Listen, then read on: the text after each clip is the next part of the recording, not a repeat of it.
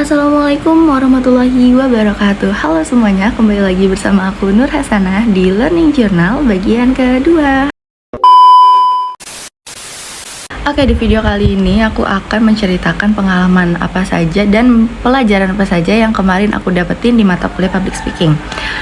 Nah, seperti yang kalian ketahui sebelumnya, di video minggu lalu yang aku buat, bahwasannya pada pembahasan RPS atau perjanjian kontrak kemarin dengan Pak Adi, itu hari ini akan diadakannya sebuah praktek yang dimana nanti Pak Adi sendiri akan memanggil 32 orang yang ada di kelas itu secara acak, tidak dari absen satu atau berurut gitu, tetapi dipanggil secara acak segimana Pak Adi. Dan itu adalah suatu hal yang sangat menegangkan, terutama bagi aku, karena jujur deg-degan, karena kita tuh nggak tahu gitu loh kapan kita dipanggil gitu kan. Nah, kebetulan pada kemarin itu aku masih diberikan keselamatan, karena pertama aku belum terlalu siap banget buat maju, dan kedua ya masih banyak yang kurang lah gitu tuh kalau misalnya aku maju di hari itu. Nah, kebetulan yang kemarin maju itu ada teman aku yang namanya Mutiara Ashifa, Mawardi Faudriani, sama Aisyah Dwi Ramadanti. Nah, pertama itu yang maju Mutiara Ashifa. Mutiara Ashifa itu yang biasa kita kenal dengan Tiara. Dia itu maju ke depan untuk melatih public speakingnya, dan dia berperan sebagai reporter. Dan dia melaporkan bahwasannya di Kota Serang itu ada yang namanya toko kue tradisional yang buka dari pagi, dari subuh dini hari jam 3 sampai siang hari. Nah, kalau Mawar itu berperan sebagai mungkin bisa dibilang motivator, karena pada saat Mawar maju ke depan, Mawar itu memberikan insight yang cukup membuka pikiran kita semua, terutama buat aku pribadi yang orangnya gampang kepikiran. Jadi Mawar itu maju ke depan dan dia memberikan insight kepada kita semua bahwasannya kita nggak boleh terlalu mikirin orang lain, karena kita nggak bisa ngendaliin orang lain satu persatu. Jadi kita harus ngendalin diri kita. Kalau misalnya orang lain memberikan saran, kalau sarannya bagus ya ambil, kalau buruk dan berat untuk dilakukan jangan. Jadi lebih kayak cintai diri sendiri gitu maksudnya. Nah, yang ketiga itu ada Aisyah Dwi Ramadanti, atau bisa dikenal dengan Aisyah. Nah, si Aisyah ini memberikan contoh sebagai food vlogger, dimana dia pas maju ke depan itu dia mempraktekkan cara food vlogger mereview makanan. Pada saat itu dia memberikan contoh, dia lagi ngevlog ceritanya di suatu rumah makan Sunda yang ada di daerah Keramat Watu Cilegon. Intinya dia tuh bener-bener maju kayak seolah-olah dia sebagai food vlogger lah di situ. Dan setelah kita berlatih seperti itu, aku pribadi dari melihat teman-teman aku yang maju, aku pribadi punya penilaian sendiri dan punya bekal untuk mempelajari terkait dengan cara mengontrol waktu, cara mengontrol demam panggung kayak gitu-gitunya gitu loh. Jadi itu tuh buat jadi bahan pelajaran aku ke depannya. Semoga nanti kalau misalnya aku yang maju ke depan, aku bisa lebih baik lagi dari teman-teman aku yang sebelumnya. Ya meskipun aku nggak tahu nanti kejadiannya kayak gimana, tapi semoga aja aku bisa mempraktekannya dengan baik di depan. Setelah prosesi praktek itu selesai, tiba saatnya Pak Adi memberikan materi terkait dengan mata kuliah Public Speaking. Nah, pertama-tama Pak Adi memberitahukan bahwasannya Public Speaking itu adalah suatu bentuk komunikasi untuk menyampaikan informasi tertentu dalam berbagai bentuk apapun itu, seperti lisan, suara, tulisan, gambar, dan lain sebagainya.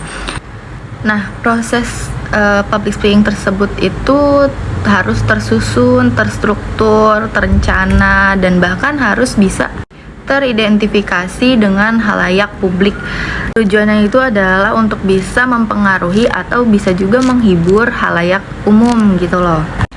Nah, pada kesempatan kali ini Pak Adi juga memberitahukan kepada kita alasan penting kenapa kita harus mempelajari public speaking. Yang pertama, banyak orang yang sukses karena dia itu good speaker, atau bisa dibilang dia itu pembicara yang baik. Karena gak mungkin dong orang-orang mendengarkan orang yang bicaranya buruk, orang yang tidak bisa bicara di depan, ya gak sih? Logikanya kan seperti itu ya. Jadi banyak gitu loh diantara orang-orang yang sukses itu adalah orang yang good speaker gitu loh, atau berbicaranya tuh bagus. Nah, yang kedua itu adalah tuntutan zaman dan teknologi. Seperti yang kalian ketahui, zaman sekarang apa-apa itu kan sosial media. Meskipun kita nggak bertemu langsung sama orang-orangnya, tapi kita juga kan bisa gitu loh berbicara di sosial media. Seperti kayak sekarang aja jualan itu nggak harus ketemu sama orangnya langsung gitu tuh. Kita bisa nonton video live, kayak misal kita nontonin orang nge-review produk, terus kayak kita nontonin orang yang review makanan. Nah itu kan salah satu basic yang harus kita punya itu kan adalah public speaking yang baik dan benar. Karena kalau misalnya kita mereview suatu produk atau suatu makanan gitu, kayak tapi cara penyampaiannya kita nggak bagus, cara penyampaiannya kita itu tidak betul, nah itu orang-orang juga kan nggak tertarik gitu kan buat nonton atau buat ngeliat video kita. Jadi salah satu alasan utamanya itu yang kedua adalah tuntutan zaman dan teknologi. Nah yang ketiga itu adalah tuntutan profesi, dimana orang yang tadinya dia lulusan hukum, misalnya seperti Najwa Shihab ya, dia kan lulusan hukum, akan tetapi dia public speakingnya bagus karena itu tuntutan profesi dia sebagai jurnalis gitu tuh. Karena kan kalau misalnya seorang jurnalis, kalau misalnya ngomongnya nggak bagus juga kan kayak kita nggak tertarik gitu untuk menonton program acara yang si jurnalis tersebut bawakan kayak gitu. Jadi tuntutan profesi juga termasuk salah satu alasan kuat kenapa kita harus belajar public speaking.